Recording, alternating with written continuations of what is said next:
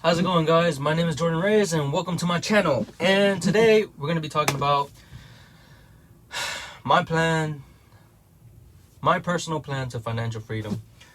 And this is a topic that I really don't talk a lot about, but I really should, because I think it's very important, especially for like young people. I'm 26 years old right now, but I think it's very important for like young people, anybody in their early 20s, their late teens, to start planning for their future. And my future, I don't know, man. The way I see everything going right now, I have no idea how the world's gonna be in 20 years, 10 years, or even 5 years, or even for me. I don't know how long I could last in this job. And for y'all that don't know, I'm a truck driver, and I love it. But with all the new changes and innovations and I guess inventions, like the self-driven trucks and whatnot, I have no idea how long this job could possibly last. So I need to find like other sources of income to supplement this job. Even though this is like my main source of income and pretty much my only source of income, I could say, they pay me pretty well. And I'm not here to brag or anything like that, but I feel like I get paid a little bit more than a usual 26-year-old as a truck driver. And now that I know that money's pretty good, I need to find a way to, like, I guess, preserve it. Not just that, but have it grow and work for me, and basically just keep that money and make it just multiply, double, basically what I just said, grow my money, right? Preserve my wealth, I guess, as some people say. But me personally, what I have planned for with my money, this is what I personally do with my money. You guys don't have to do with this with your money. And if you have a plan or a goal that's going on, stick to that plan and just be determined, be consistent, and that's pretty much it. That's my plan, right? But like I said, I have a plan for me. Your plan might be different. Anybody's else could be like anything, right? I don't know what you guys got going on, but hopefully I get to start a business. I get to keep investing. I want to keep investing. So what I invest in, guys, is about 4 different things. And I do this consistently every week. No matter if the markets, whatever I'm investing in, is up or down, I just keep going in it because I'm in it for the long term. Hopefully, it goes up. But realistically speaking, in the past 100 years, it's been technically been going up around 7% when it's adjusted for inflation. We're talking about stocks right now, guys. So I'm invested in stocks, but not just any stocks, specifically ETFs. Well, yes, I am investing in stocks, but also ETFs. But the one that I'm talking about right now is ETFs, which is the S&P 500. And for y'all that don't know, it's basically keeps tracks of the top 500 companies in here in America. And basically it's like my biggest nest egg, right? And I feel like it's like my most valuable asset, I can say, because it tends to go up around 10%, but when you adjust it for inflation, it's around 7-8%, around there, right? But pretty much every week I'm just throwing $100 in, no matter whether the market's up, whether the market's down. I personally don't care, because nobody can predict what can happen in the short term. But in the long term, there is statistics and charts and everything. Anything can prove that in the last 100 years it's been going up. So my plan is, since 100 years, if it's been going up for about 100 years, I'm assuming it's going to go up for another 100 years, right? Now, the problem with assuming is anything can change, right? But for the most part, I feel it's a little bit more safer, because some stocks do go down, some stocks do go up. It doesn't matter. It balances out at the end, and that's why it's like top 500. So, let's say about 100 of those goes down, another 400 tend to go up, right? The top 500 companies. So it's really good. That's one where my money goes to. Two, I have a stock portfolio, which is like just top 10, my personal top 10 individual stocks. Some like Coca-Cola, Johnson and Johnson. Basically, just stocks that I personally use on a daily basis, and I feel like they're gonna grow up. And the way I pick those stocks, they tend to move real slow, but that's okay. But I'm really just trying to get the cash flow off of them, which is called a dividend, for y'all that don't know. But a dividend is basically when a company makes a lot of money and they have all this money stockpiled, and they have really two choices. Whether they have two choices, they can do two things with this money: either invest it in their company or pay it out to investors. So what these companies tend to do, since they have a lot of money and they're more established, they like to pay off their investors. So that is what is called a dividend, a small payment to an investor or investors. And these companies, they're all known for increasing their dividends and having consistent dividends for a good while. I really don't know how that works, but they pretty much, they've been very consistent with their dividends for the past 10 years, possibly more. Um, but yeah, I also throw in another $100 into those individual stocks. And not each stock, but it's like a portfolio of those 10 stocks, and I just throw $100 and it just gets divided, those $100 within those 10 stocks. Now, also, I have another stock portfolio, which is it's a growth stock. So remember, I have my ETFs. Is based for the ETFs is the S&P 500. It has some high dividend yield stocks, which is SPY, I believe, and it has another one which is another high dividends paying stock ETF. But pretty much is consistent of those three. Then the other one, it is consistent of just like individual stocks, but I'm using those for dividends, so basically cash flow.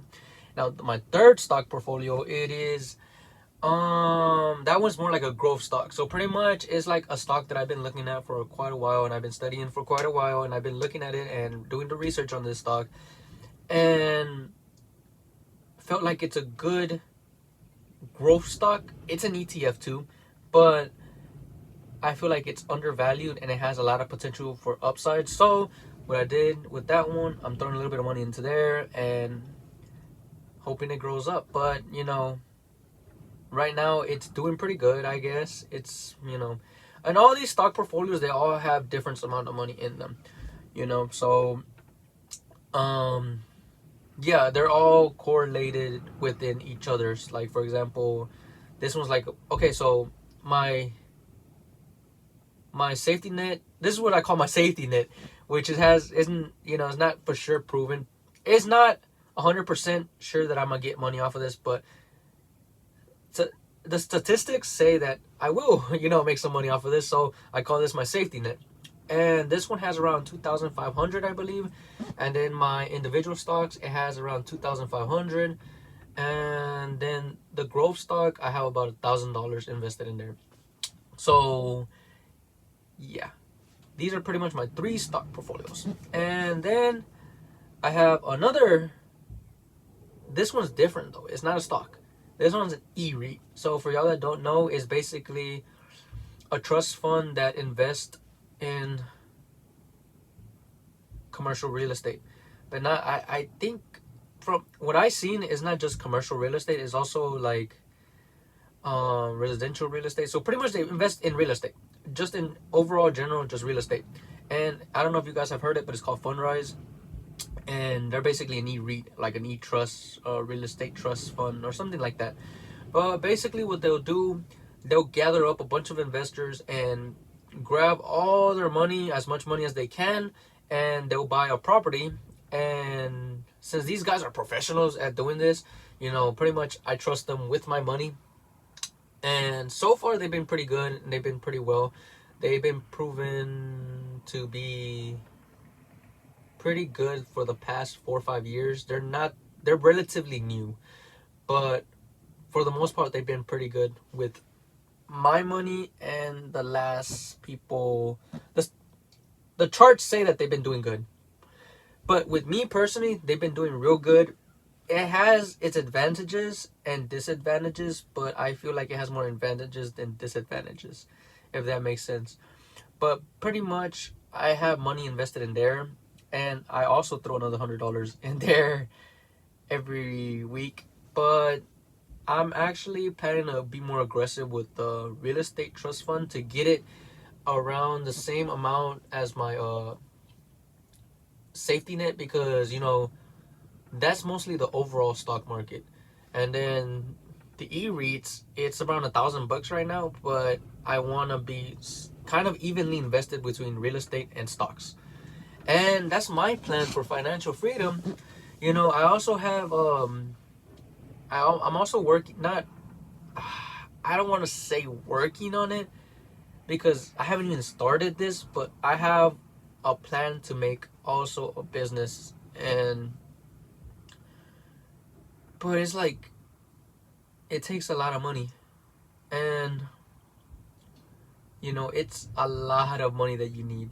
And right now I'm currently saving around $500 a week,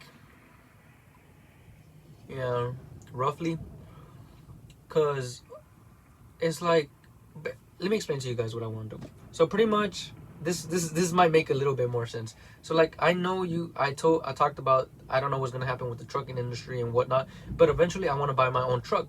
But right now, truck prices are crazy expensive. Right now, I'm looking at a truck, and they range I'm looking at trucks, and they range between 3,500 on the cheaper end and $50,000 on the higher end.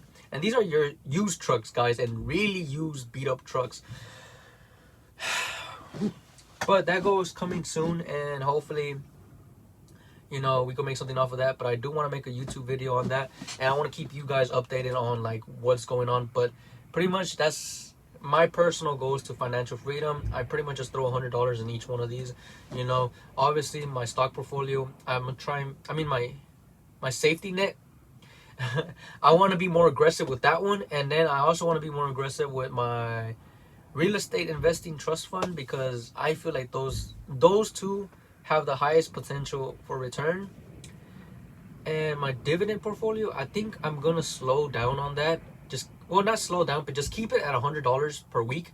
And then my growth stocks, I'm gonna keep that one at $100, but I'm gonna be more aggressive with my safety net and real estate portfolio. I might start doing 300 on my real estate portfolio to catch up to my safety net stock portfolio.